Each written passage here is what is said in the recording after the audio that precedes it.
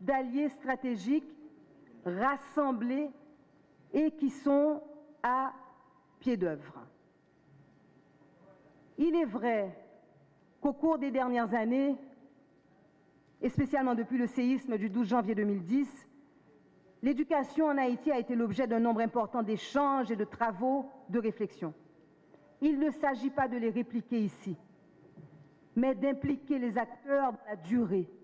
Ce que nous n'aurons pas couvert maintenant, nous devons nous engager à le couvrir au moment d'une autre rencontre, parce qu'il faut envisager la possibilité d'une rencontre annuelle avec les mêmes groupes d'acteurs autour de l'agenda de la qualité de l'éducation pour faire le point sur l'évolution des indicateurs, faire connaître les bonnes pratiques, diffuser les innovations, identifier aussi les actions correctrices, etc. Ainsi, je vous le dis, il est permis déjà de penser aux assises de 2015, à celles de 2016, et ainsi de suite, dans une perspective d'amélioration continue de la qualité de l'éducation. D'où l'idée des 3 principaux résultats visés par ces assises. Monsieur Jean-Claude François le disait tout à l'heure, nous visons la création d'un observatoire national sur la qualité de l'éducation, dont les travaux, publications, conférences, forums, auditions, plaidoyers, etc., contribueront à irriguer les décisions publiques et les pratiques des éducateurs en vue d'une meilleure qualité de l'éducation. À irriguer aussi ce mouvement national qui est là, ce grand désir de la nation de voir que l'on se penche sur cette question. Le projet de pacte national sur la qualité de l'éducation, qui doit engager également les acteurs de la société civile, de la communauté éducative, du secteur privé des affaires et des partis politiques, les citoyennes, les citoyens de ce pays, autour d'un ensemble de décisions visant à améliorer, encore une fois, la qualité de l'éducation. Les lignes directrices aussi pour l'établissement, c'est ce que nous voulons réaliser, d'une feuille de route collective pour la modernisation de l'enseignement supérieur haïtien. Et puis plusieurs structures sont prévues pour aider le ministère de l'Éducation à réussir ces assises et à mettre en place les dispositifs de suivi. Le suivi est tout aussi important que le moment présent où l'on se met à réfléchir. Ces structures incluent un comité de coordination, un conseil scientifique, un comité logistique et communication. Pourquoi la communication est importante? Pour créer également des dispositifs qui permettent de garder la population, les citoyennes et les citoyens en phase, que la population sente que son point de vue compte et qu'elle a à être informée de ce qui se passe. De solliciter aussi le point de vue des citoyens et de les entendre. Donc, je le redis, il revient à ces assises de nourrir, d'entretenir le mouvement né de ce pays pour un pacte national en faveur d'une éducation de qualité, de l'école fondamentale jusqu'à l'enseignement supérieur. Le présent et l'avenir d'Haïti et de tous ses enfants en dépendent. Alors je vous remercie du fond du cœur d'être à ce rendez-vous. Ces assises sur la qualité invitent aussi au débat le monde universitaire, trop longtemps déconnecté de la société et du reste du système éducatif. Dorénavant, plus aucune réforme de l'éducation ne devrait pouvoir se passer de l'expertise, du savoir-faire et de la capacité de recherche et d'innovation des universités haïtiennes.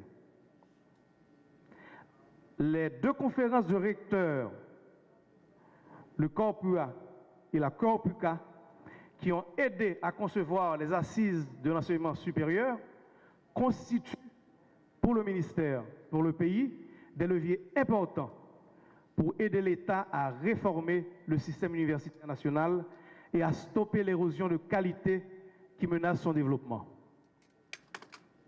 Les interactions de ces 2 conférences de recteurs avec des partenaires tels que l'Agence universitaire de la francophonie, l'UNESCO, le Centre de développement économique et social, le CDES, l'Institut de recherche pour le développement l'IRD France, la Conférence des recteurs d'universités de France, ainsi que diverses universités d'Europe, d'Amérique du Nord, ont été déterminantes dans la préparation de ces assises et la mobilisation d'un grand nombre de chercheurs.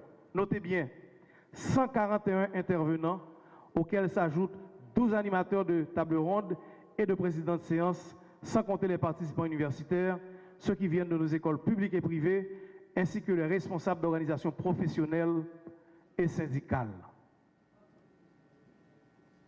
Tout cela constitue un ensemble de conditions favorables non seulement au succès des assises, mais, je reprends les propos de Mme Jean, au mouvement national que nous voulons mettre en branle avec cette première rencontre.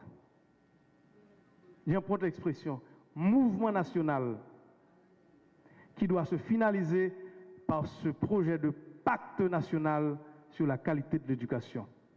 Une façon d'engager au-delà du gouvernement tous les acteurs de la société dans l'effort collectif de redressement et de revalorisation de notre capital humain.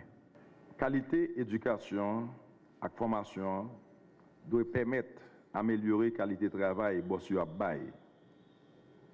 Bossio doit joindre formation puis au travail un travail de qualité. Mesdames et messieurs, en ce qui a trait à la gouvernance, un paquet législatif comportant plusieurs projets de loi a été adopté en Conseil des ministres pour moderniser le secteur de l'éducation. Ces projets de loi embrassent tous les ordres d'enseignement, renforcent les moyens d'action de la puissance publique, introduisent des mécanismes et des structures pour moderniser l'État et la société.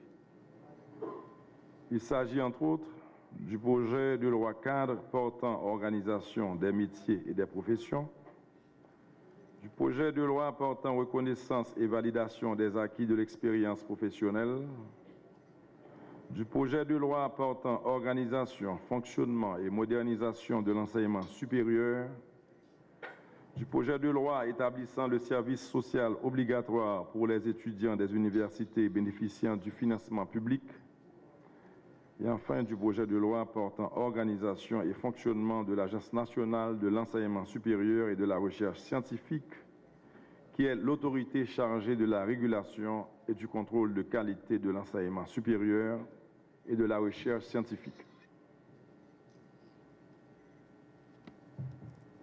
Le gouvernement travaille d'arrache-pied en vue de réformer l'enseignement supérieur haïtien. Des instructions claires et précises ont été passées au ministre de l'Éducation nationale. L'État, à travers les mécanismes de régulation et de contrôle présents dans le paquet législatif, veut accompagner les institutions d'enseignement supérieur à assurer le virage vers la qualité par la mise en application des normes et des principes modernes de gouvernance du secteur de l'enseignement supérieur. Le rôle des pouvoirs publics est de garantir la qualité de l'éducation offerte aux divers ordres d'enseignement. Université Bolette là, moi pas la donne. Ministère de l'Éducation nationale doit prendre bon genre mesure pour protéger intérêts parents yo, intérêts jeunes yo et intérêts pays ya. Les la croiper toute université avec l'école Malachong cap bay yo ban avec un paquet de diplômes qui pas camper sur rien.